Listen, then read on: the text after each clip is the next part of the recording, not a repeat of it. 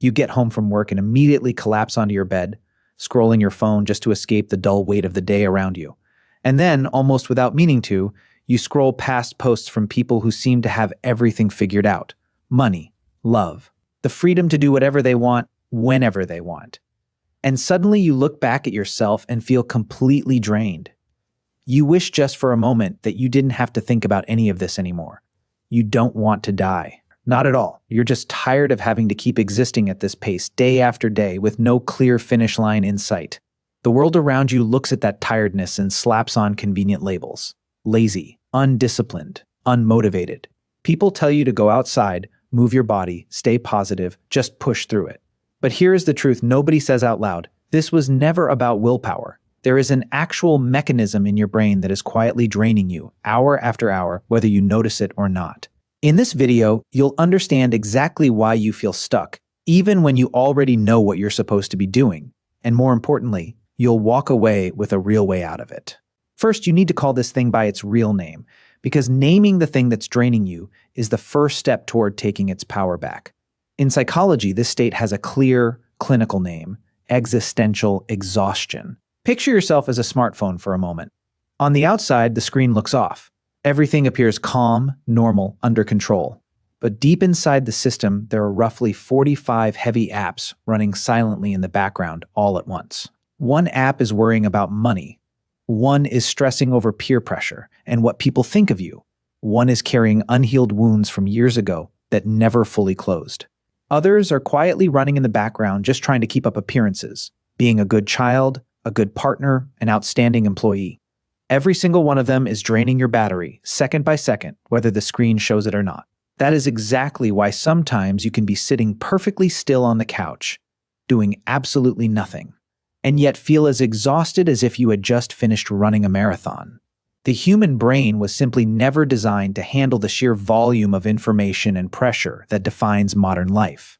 Our ancestors spent most of their mental energy on a short, brutal list: finding food, avoiding predators, staying warm.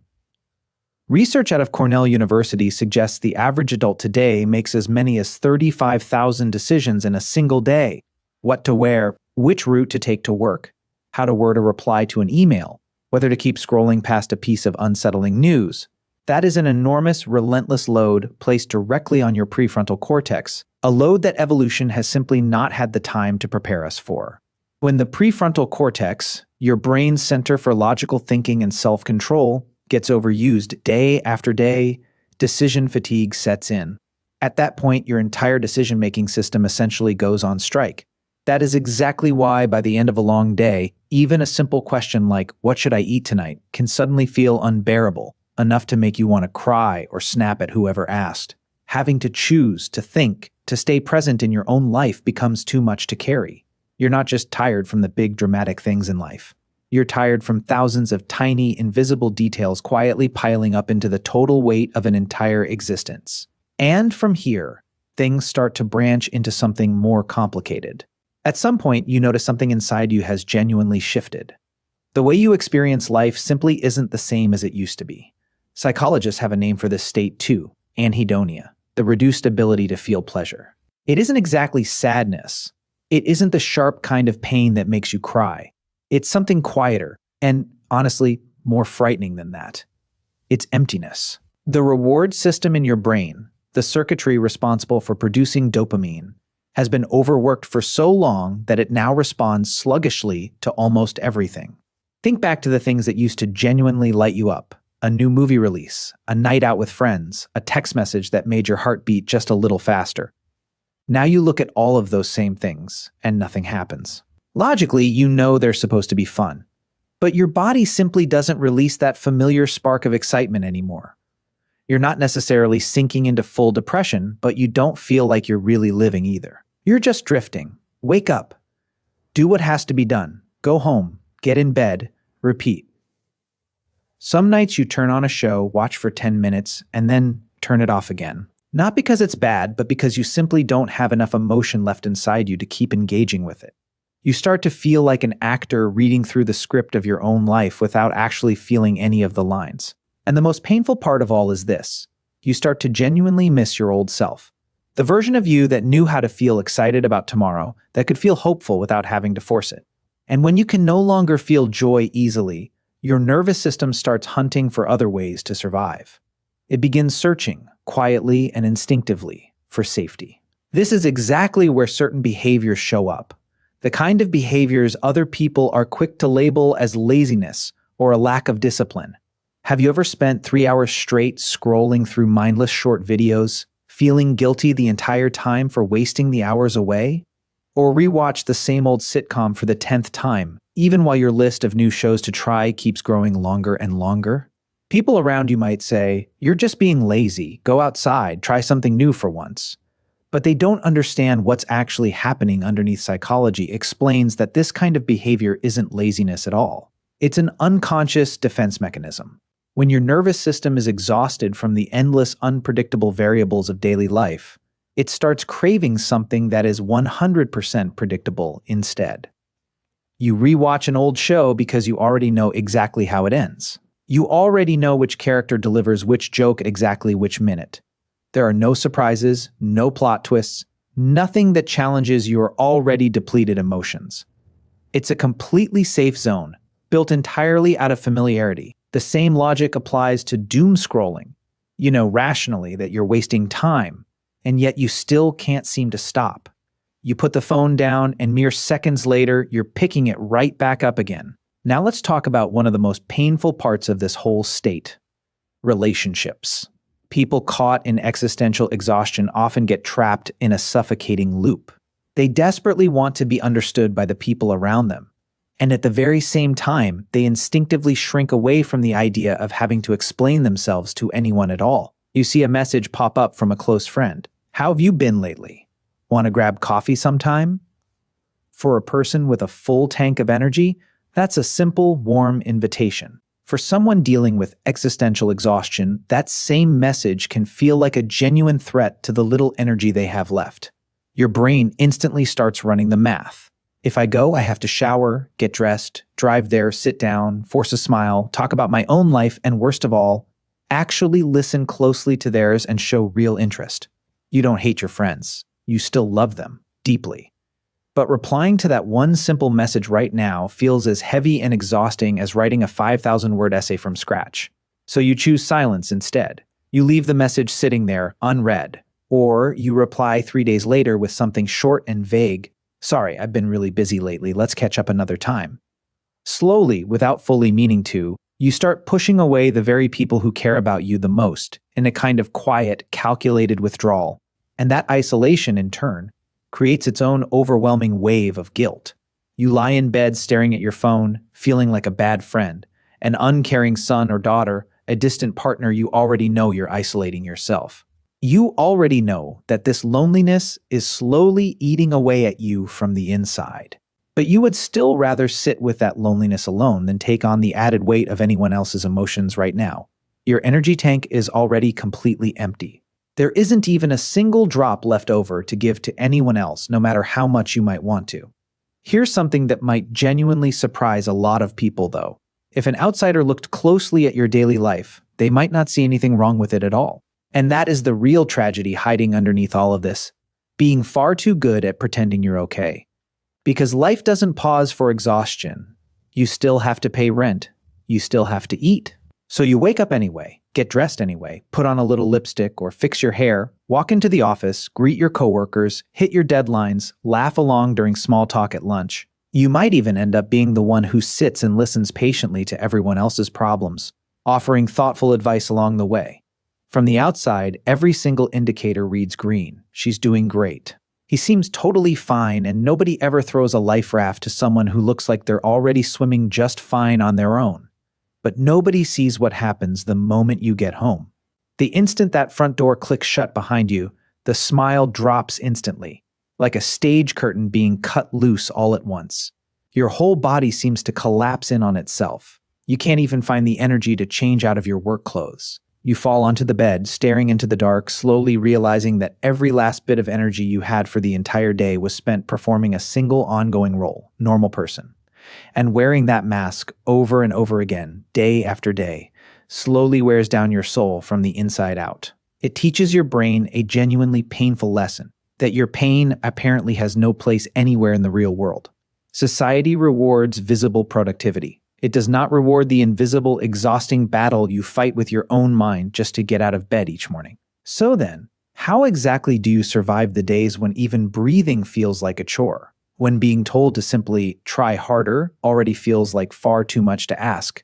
I'm not going to throw toxic positivity at you here. No 5 a.m. routines, no mandatory jog around the block, no hollow just think positive advice. If you're already sitting at the very bottom of exhaustion, you don't need a miracle cure. What you actually need is a minimum survival mode, and that path breaks down into 3 concrete stages. Stage 1, drop the persona. The psychologist Carl Jung wrote extensively about the persona, the social mask each of us wears simply to function out in the world. The real problem for someone dealing with existential exhaustion is this. The gap between the emptiness sitting inside you and the smiling mask you present outside has grown far too wide to sustain. Every single time you say, "I'm fine," while you actually feel like collapsing, every time you force a smile at work, every message where you sprinkle in cheerful emojis just to hide how exhausted you really are, you are burning through an enormous amount of cognitive energy that you don't have to spare. You're tired, in large part, because you're an actor who never gets a chance to leave the stage. The first real solution here is refreshingly simple. Take the mask off, at least temporarily. Just as the body sometimes needs a period of fasting to give the digestive system a genuine break and reset itself, your nervous system periodically needs something like a social fast. Give yourself explicit permission to go on a short emotional strike. That doesn't mean simply vanishing on people and then drowning in guilt about it afterward. It means setting clear, honest boundaries instead. You have every right to send a message to the people close to you that says something like, "My battery is really low right now, so I'm going to go offline and keep to myself for a bit. It's not about you at all.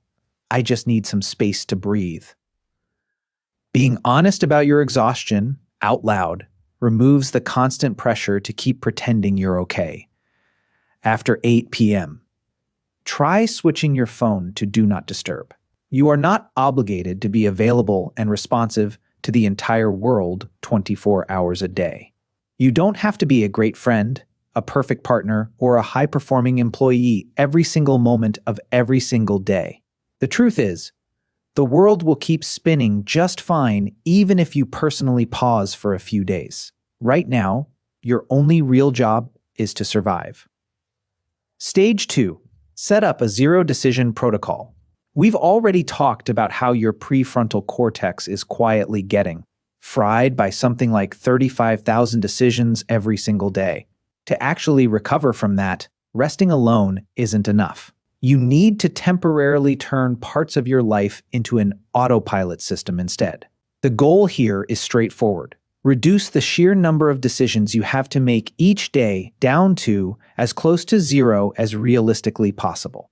Think about why people like Steve Jobs or Mark Zuckerberg famously wore the exact same outfit day after day for years at a time. It was never really about a lack of personal style. It was because they clearly understood decision fatigue long before most people had a name for it, and they made a conscious choice to save their limited mental energy for the decisions that actually mattered to them. When you're running on empty, it's worth borrowing that same strategy. Don't force your already drained brain to stand in front of the closet for 15 minutes each morning, silently asking, "What should I even wear today?" Pick 3 simple, comfortable outfits in advance and just rotate through them without thinking twice. Don't spend another 30 minutes scrolling through food delivery apps only to end up feeling completely overwhelmed by choice. Choose one simple, repeatable weekly menu instead. Breakfast, toast, lunch, chicken and rice. Dinner, a simple salad. Repeat it day after day without apology. Why does something this simple actually help? Because a genuinely tired nervous system craves predictability above almost everything else. When you eliminate small, unnecessary choices from your day, you remove a surprising amount of underlying chaos. You create a safe, steady, well-worn track that your body and mind can follow almost automatically, without burning precious energy on constant analysis. When your brain finally realizes it no longer has to process endless new variables all day long, it sends out a quiet internal signal of safety. and that tight, suffocating feeling that so often sits in your chest slowly starts to loosen its grip. Stage 3. Separate junk rest from deep biological rest. This is the trap that roughly 9 out of every 10 people fall straight into. When you're exhausted, you lie in bed and scroll through short videos for 3 or 4 hours straight. You call that relaxing. But here is the harsher, more uncomfortable truth. Neurologically speaking, you are still exhausting your brain the entire time. That is what we might call junk rest, in the same sense as junk food. Your body may be perfectly still, but your eyes are still processing blue light, fast-moving images, and constant bursts of sound without pause. Your dopamine system keeps getting hit with rapid little spikes, followed immediately by crashes. In effect, you're forcing your nervous system to run a high-speed marathon while your body lies motionless on the bed. That is exactly why, after 3 or 4 hours of scrolling, your mind ends up feeling foggy, hollow, and often even more drained than it was before you ever picked up the phone. What you actually need instead is deep rest. The Stanford neuroscientist Andrew Huberman recommends a method known as NSDR, or non-sleep deep rest, sometimes also referred to as yoga nidra. Real, genuine rest can actually feel boring at first because it requires cutting off sensory input almost completely. Put your phone in another room entirely. Lie flat on your back, either on the floor or on your bed. Close your eyes. No music, no podcasts, no screens of any kind. Just lie there quietly for 15 to 20 minutes, or alternatively sit outside on a balcony or porch and simply watch the trees move in the wind. No analyzing anything. No judging your own thoughts. No trying to force a formal meditation. Just exist, quietly, the way a tree exists. Your overstimulated brain will almost certainly scream at you the whole time. This is so boring. Grab your phone, do something, anything. Let it scream. Don't react to it. If you can sit through just the first uncomfortable 5 minutes, a real biological shift begins to happen underneath the surface. Your sympathetic nervous system, the one responsible for fight or flight, gradually starts to power down. Your parasympathetic system, the one responsible for rest and digestion, gradually powers up in its place. Your heart rate slows, your blood pressure drops, and your body quietly begins repairing the cells that stress has been damaging all along. That is the exact moment you're actually recharging, in a way that scrolling simply cannot replicate. Being human is hard. It genuinely is. No one ever sits us down and teaches us how to deal with an overloaded nervous system in a world that constantly demands we keep going without pause. If you're currently moving through a stretch of time where everything feels gray, where replying to a single email feels about as difficult as climbing a mountain, I want to offer you this one piece of truth. The simple fact that you're still here, still breathing, still somehow making it through your worst days. That alone is already a genuine achievement, even if nobody else ever acknowledges it. Don't measure yourself against people who appear to be shining at their absolute peak out there. Measure yourself instead against the version of you who wanted to give up completely yesterday, but somehow still woke up and kept going today. Think for a moment about how nature actually works. No tree blooms all year round, without exception. For spring to eventually arrive, a field first has to move through months of cold, quiet, seemingly empty winter, pulling inward, looking from the surface like there's no life left in it at all. But underneath the ground, out of sight, the roots are resting, recovering, and quietly storing up nutrients for what comes next. You are not broken. You are not a failure. You are simply in your own winter right now. You're allowed to switch to low power mode for a while. You're allowed to do everything at 30% capacity if that's genuinely all you have. You're allowed to go quiet in order to protect what little energy you have left. Sometimes the bravest, most self-loving thing you can possibly do in a single day isn't changing the world. It's simply taking one deep breath, drinking a glass of water, forgiving yourself for being exhausted, and going to sleep. Tomorrow will still come. Your battery will slowly recharge, bit by bit. Winter will eventually pass, the way it always does. You just need to still be here to see it happen. Existing all by itself is already enough. If you found even a little bit of yourself in what was shared here, or if something in this resonated with you in a way you didn't expect, leave a comment below, or even just a single dot, so that we all know no one is walking through this particular winter completely alone. I truly appreciate you being here in this moment. I'm Apex. If this video helped you in any way, don't forget to subscribe and turn on notifications so we don't miss any future journeys into the mind together. Take care of yourself, and I'll see you next time.